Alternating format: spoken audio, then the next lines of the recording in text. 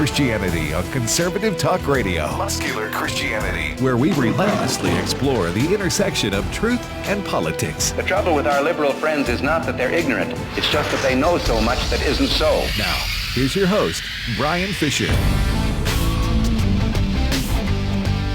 Hi, and welcome back to Focal Point AFR Talk. 888-589-8840 is the number to call in this second hour of this Monday edition of Focal Point. Reminder that we have Share-a-thon coming up October 22 to 24. Love to have you participate as a Share-a-thon volunteer.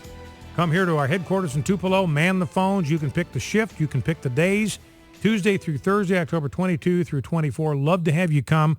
A number to call if you want to get more information or sign up is 800-326-4543, extension 204, and Deanna will be happy to help you at 800-326-4543, extension 204, or you can also go to afr.net and you can sign up there to become a volunteer. Also, we want to get your listener stories. If you've been impacted in some way by AFR Talk, by Focal Point or some of the other programming on AFR Talk, we'd love to have you call this number and record your story about how God has used AFR Talk in your life, how perhaps you've been motivated to become engaged in the culture war, how AFR Talk has helped you to grow as a Christian, the things that encourage you the most about Focal Point or AFR Talk. Love to hear your story. We just might wind up using it during our fall Share-a-thon. Number to call for that is 800-326-4543, option 8. So the same main number, 800-326-4543, extension 204 for Deanna to sign up to be a volunteer, and option 8 to record your listener story. Let's go back to the phones, talking to Bob in Lost River. Bob, welcome back to Focal Point. Start off this hour with you. You were talking about a class on the Constitution that you took. This is back in college, I take it? Right. Okay, so pick it up from there.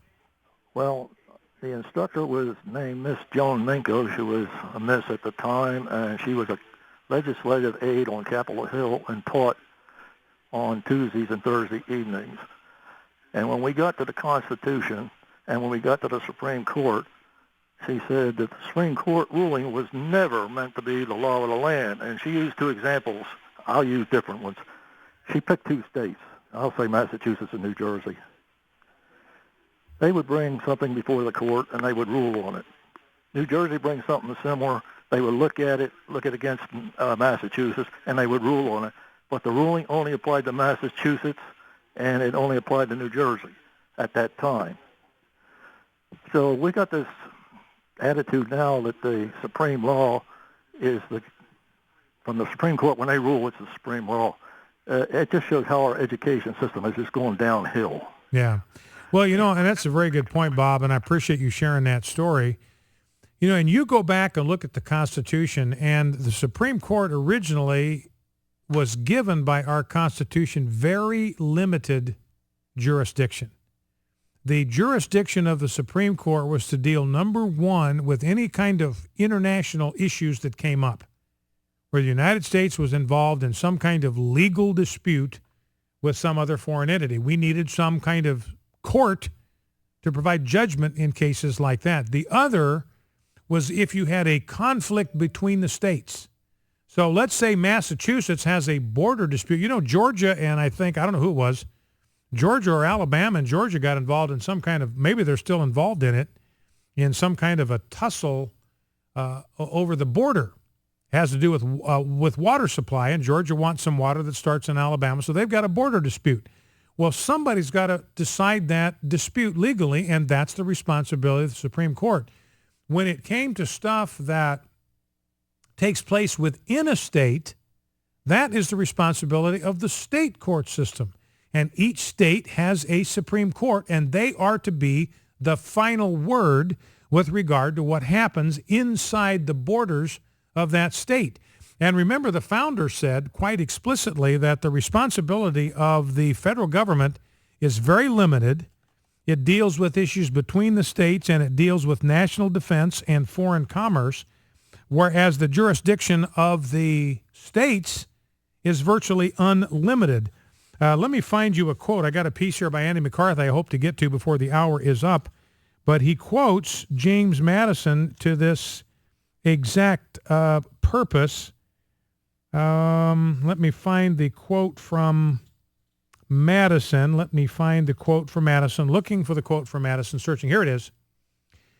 Madison described, this is James Madison, father of the Constitution, described the, quote, the powers reserved to the several states extend to all the objects which in the ordinary course of affairs concern the lives, liberties, and properties of the people and the internal order, improvement, and prosperity of the state. The federal government was responsible for what were called external objects like foreign relations and national defense. And the federal government was created to manage those affairs. But when it came to life, liberty, and property, that was the responsibility of state governments. Now, liberty, when you talk about prayer in schools, liberty is the issue that's at stake here. And Madison said very clearly that is an issue for the states to resolve. And speaking of judicial tyranny, let me just read what Thomas Jefferson wrote. To consider and this just confirms what Bob was saying, to consider the judges as the ultimate arbiters of all constitutional questions is a very dangerous doctrine. Indeed, and one which would place us under the despotism of an oligarchy.